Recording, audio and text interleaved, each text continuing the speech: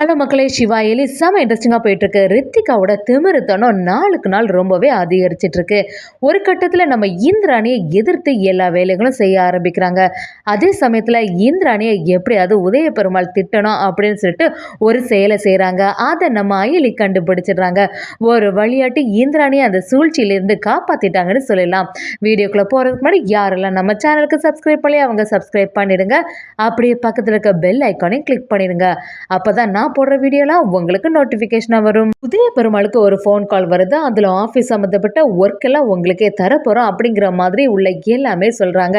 இதை கேட்ட உதய பெருமாளை எப்படியாவது நாளைக்கு இது நமக்கே கிடைக்கிற மாதிரி பார்த்துக்கணும்னு சொல்கிறாங்க. அதே சமயத்தில் இந்திராணி கிட்ட எல்லாத்தையும் சொல்லும்போது தூரத்துலேருந்து ரித்திகா கவனிக்கிறாங்க. நாளைக்கு கண்டிப்பாக காலையிலேயே கிளம்பி போயிடணும், அப்போ தான் நமக்கு ஏற்றவாறு அந்த ப்ராஜெக்ட் நம்ம கைக்கு கிடைக்கும் அப்படின்னு சொல்லிட்டு அது சொன்ன உடனே நம்ம இந்திராணி நீங்கள் எதுக்கும் கவலைப்படாதுங்க சித்தப்பா, இல்லை நல்லபடியாக நமக்கு தான் வரும் அப்படின்னு சொல்லிட்டு தைரியப்படுத்துகிறாங்க. ரித்திகாவும் ஒளிஞ்சிருந்து பார்த்துட்டு என்ன தான் நடந்தாலும் இந்த இந்திராணியும் அயலியை தான் இந்த வீட்டில் ரொம்பவே மரியாதை கொடுத்து வச்சுருக்காங்க. நம்மளும் இந்த வீட்டில் உள்ள மருமக தானே, நமக்கு இல்லாத உரிமையாக இவளுக்கு இருக்குது அப்படிங்கிற மாதிரி ரித்திகா யோசிக்க ஆரம்பிக்கிறாங்க. கபிலனும் இன்னொரு பக்கம் இந்த சிவாவும் அயலியும் இன்னும் வீட்டில் இருந்தால் சரியே வராது, இவங்களை எப்படியாவது வெளியில் துரத்தணுமே, என்ன பண்ணலாம்னு சொல்லிட்டு அடுத்த திட்டத்தை போட்டுகிட்டே இருக்காங்க. எதுக்கு தான் இந்த அப்பா இன்னும் இந்த சிவாவுக்கு சப்போர்ட் பண்ணி வீட்டிலே இருக்க வைக்கிறாங்கன்னு புரிய மாட்டேங்குதே அப்படின்னு கபிலன் நினைக்கிறாங்க. அதே சமயத்தில் ரித்திகாவை எப்படியாவது இந்திராணியை உதய பெருமாள் கிட்ட ஒரு கெட்ட பேர் வர வைக்கணும், அப்போ தான் இந்த இந்திராணியோட மதிப்பு எல்லாமே இந்த வீட்டில் குறையும் அப்படின்னு நினைக்கிறாங்க. அப்படி யாரும் இல்லாத டைமாக பார்த்து ரித்திகா நம்ம இந்திராணியோட ரூமில் போகிறாங்க. ஏதாவது ஒன்று பண்ணி வச்சு நாளைக்கு பேசாமல் அவங்கள எழும்பவே விடாமல் பண்ணிடணும்.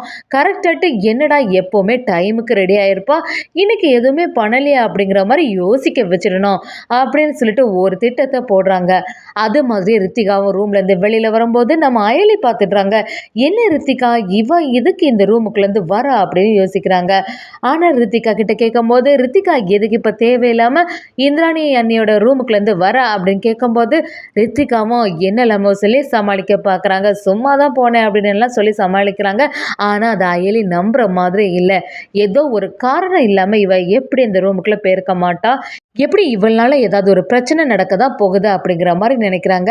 அதே சமயத்தில் நம்ம அயலி யோசிச்சிட்டே இருக்கும்போது சிவாவும் அந்த இடத்துல வராங்க. சிவாவும் என்ன நீ இன்னும் காஃபி எடுத்துகிட்டு வரல, காஃபி எடுத்துகிட்டு வர போகிறேன்னு சொல்லிட்டு போன ஆளையே கண்லேருந்து தான் தேடி வந்தேன் அப்படின்னு சொல்லும்போது அயலியும் எல்லாத்தையும் சொல்கிறாங்க. ரித்திகாவோட ஃபேஸே சரியில்லை, அவள் இந்திராணி அவங்களுக்கு ரூம்லேருந்து வந்தால் எப்படியோ ஏதோ ஒரு பிரச்சனை பண்ணியிருப்பா அப்படிங்கிற மாதிரி சொல்கிறாங்க. ஆனால் என்னன்னு தான் புரியலை. அப்படி சொல்லும்போது நம்ம சிவாவும் சரி ஏதோ ஒரு விஷயமா இருக்கும், எதனால நாளைக்கு தெரியும்ல அப்படின்னு யோசிக்கிறாங்க. இதே பெரும்பாலும் ஃபைல்ஸ் எல்லாமே ரெடியாக வச்சுட்டு வெயிட் பண்ணிகிட்டே இருக்காங்க, எப்போ தான் இந்திராணி வருவான்னு சொல்லிட்டு. ஆனால் இந்திராணியை காணவே மாட்டேங்குது.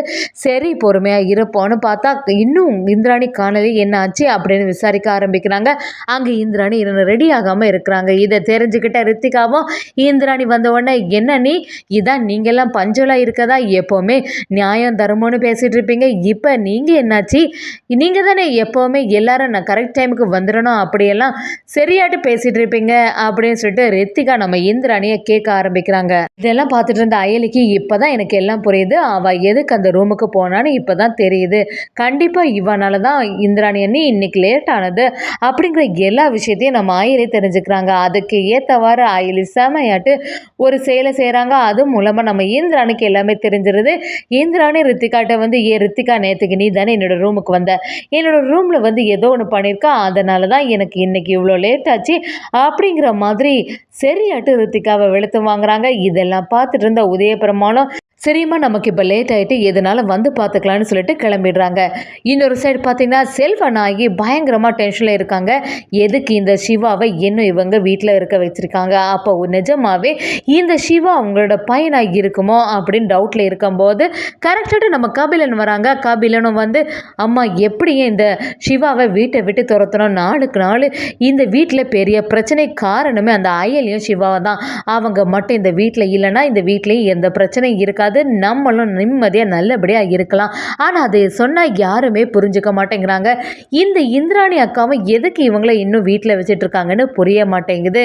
அப்பாவும் அதை பற்றி கண்டுக்கவே மாட்டேங்கிறாங்க. எனக்கே சில டைமில் டவுட் வந்துடுது, நிஜமாவே சிவா சொல்கிறது உண்மைதானா அப்படிங்கிற டவுட்டே வந்துடுது அப்படிங்கிற மாதிரி சொல்ல ஆரம்பிக்கிறாங்க. இதை கேட்ட செல்வனாகியும், நீ சொல்கிறது எல்லாமே சரிதான்டா, நானும் அதை பற்றி யோசித்தேன், பேசாமல் நம்மளே ஏதாவது பிளான் பண்ணி அவங்கள வீட்டை விட்டு துரத்திடலாமா அப்படிங்கிற மாதிரி செல்வனாகியும் கபிலனும் சேர்ந்த மாதிரி அடுத்த பிளானை போடுறாங்க. கபிலனும் செல்வனாகிட்ட ஒரு விஷயத்த சொல்லி வைக்கிறாங்க. செல்வனாகியும் சரிடா அதுக்கேற்றவரே பண்ணிடலாம் அப்படின்னு சொல்கிறாங்க. செல்வனாகியும் ரொம்பவே பாசமாட்டு காஃபியை போட்டுட்டு வர மாதிரி ஒரு ஆக்டிங்கை கொடுக்குறாங்க. அப்படியே சிவா ரூமில் இருக்கும்போது சிவா கிட்ட கொண்டு போய் இந்தப்பா காஃபி அப்படி சொல்லும்போது, நம்ம சிவாவும் என்ன நீங்கள் வந்திருக்கீங்க, நான் அயலி கிட்ட தானே சொன்னேன், அயலியே வந்து கொடுத்துருப்பாள், எதுக்கு உங்களுக்கெல்லாம் கஷ்டம் அப்படிங்கிற மாதிரி சொல்லும்போது, இல்லை சும்மா தான் உனக்கு கொடுக்கணும்னு இருந்துச்சு அதனால தான் கொடுத்தேன் அப்படின்னு சொல்லிட்டு கையில் ஒரு ஃபைல் வச்சுருக்காங்க. எனக்கு தலைக்கு மிஞ்சின வேலையாட்டிருக்கு, இந்த ஃபைலை வேற எப்படியாவது அவங்க ஆஃபீஸ் போகிறதுக்கு முன்னாடி சைன் வாங்கணும் அப்படியே சொன்ன உடனே இதை கேட்டு சிவாவும் எப்படியாவது தன்னோட அப்பா கிட்ட பேசுகிறதுக்கு ஒரு சான்ஸ் கிடச்சிதேன்னு சொல்லிட்டு, சரி சித்தி நீங்கள் எதுவுமே இந்த ஃபைல் எடுத்துகிட்டு போனால் நானே அவங்கள்ட்ட கொடுத்து சைன் வாங்குறேன் அப்படின்னு சொன்ன உடனே நம்ம செல்வனாகியும் நீ சொல்கிறது சரிதான் அப்படின்னு சொல்லிட்டு கொடுக்குறாங்க. கொடுக்கும்போது கரெக்டாட்டு சிவா இதை பற்றி யோசிக்கவே இல்லை. சிவாவோட மனசில் எப்போவுமே அவங்க அப்பா கிட்ட பேச போகிறவங்கிற சந்தோஷம் தான் இருந்தது. ஆனால் இன்னொரு பக்கம் செல்வனாகி மனசுக்குள்ள சரியான முட்டா பையனாக இருப்பான் போல், நம்ம சொன்ன உடனே நம்பிட்டா, நாம் சொன்னதை நம்பி அப்படியே இந்த ஃபைல் எடுத்துகிட்டு போகிறான் பாரு அப்படின்னு நினைக்கிறாங்க. அதே சமயத்தில் இன்னொரு பக்கம் உதய பெருமாளோட ரூமில் நம்ம சிவா வராங்க ஃபைலோட. உதய பெருமாள் எதுக்கு நீ இப்போ இந்த ஃபைலோட வரேன்னு கேட்கும்போது நம்ம சிவாவும் இல்லைண்ணா சித்தி வந்து வெளியில் இருந்தாங்க அதனால தான் அவங்க உங்களுக்கு வர முடியலை, சரி நானே சைன் வாங்கிடலான்னு சொல்லிட்டு எடுத்துகிட்டு வந்தேன் அப்படின்னு சொல்லும்போது நம்ம உதய பெருமாளும் இனிமே இந்த வேலையெல்லாம் நீயே செய்யாண்டா அவளை பார்த்துப்பான்னு சொல்கிறாங்க. சரி இந்த ஃபைலை எடுத்துகிட்டு அப்படியே சைன் போடுறதுக்கு ரெடி ஆகும்போது கரெக்டாக கபிலன் வந்து நிற்கிறாங்க. கபிலனும் என்னப்பா என்ன பண்ணுறீங்க, நீங்கள் பார்த்து தானே சைன் பண்ணுறீங்க அப்படின்னு கேட்கும்போது இல்லைடா நான் இன்னும் படித்து பார்க்கல அப்படின்னு சொல்லிட்டு உதய பெருமாள் சொல்கிறாங்க. இதை கேட்டவுடனே கபிலனும் அப்படியே ஷாக் ஆகி என்ன சொல்கிறப்பா, எதுக்கு படித்து பார்க்காம நீ சைன் போட போகிற அப்படின்னு சொல்லும்போது என்ன இருக்குன்னு படித்து பார்ப்போன்னு சொல்லிட்டு தொடங்குறாங்க. அதில் உதய பெருமாளாகிய நான் என்னோட சொத்தில் பாதியை இந்த சிவாவுக்கு கொடுக்க போகிறேன்னு எழுதியிருக்கு. இதை பார்த்த உடனே டென்ஷன் ஆன இந்த கபிலனும் என்னப்பா இங்கே நடக்குது, அவன் என்னடானா உன்னோட சொத்தை எழுதி வாங்கிட்டு இருக்கான், நீ படிக்காமல் சைன் போட்டுட்ருக்க, டேய் எவ்வளோ தைரியம் இருக்குடா உனக்கு அப்படி சொல்லிட்டு சிவாவுக்கு சட்டையை பிடிச்சி இழுக்க வராங்க. இங்கே சவுண்டு கேட்குதுன்னு சொல்லிட்டு நம்ம ஈந்திராணி அயலி எல்லாருமே ரொம்ப பதட்டமாக வந்துட்டுருக்காங்க. இதை பார்த்துட்டு இருந்த சிவாவுக்கும் ஒன்றுமே புரியலை, நம்ம ஜஸ்ட்டு ஃபைலை தானே சைன் வாங்க வந்தால் அதுக்குள்ளே இவ்வளோ பிரச்சனை இருக்கா அப்படின்னு சொல்லிட்டு நம்ம சிவா செல்வனாகி அப்படியே பார்த்துட்டே இருக்காங்க. செல்வனாகி எதுவும் கண்டுக்காம என்ன வேலைடா பண்ணி வச்சுருக்கா, எவ்வளோ தைரியம் இருந்தால் இவங்களை ஏமாற்றி உனக்கு சைன் வாங்கிறதுக்கு மனசு வந்துச்சு அப்படிங்கிற மாதிரி நம்ம சிவாவை சரியாக கேட்குறாங்க.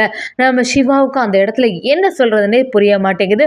ஒரு கட்டத்தில் மாதம் நம்ம உதய பெருமாளே நம்ம சிவாவை காப்பாற்றிட்டாங்கன்னே சொல்லலாம். அதெல்லாம் பார்த்துட்டு இருந்த செல்வநாயகி இன்னும் கொஞ்சம் எரிச்சல் ஆகுதுன்னே சொல்லலாம்.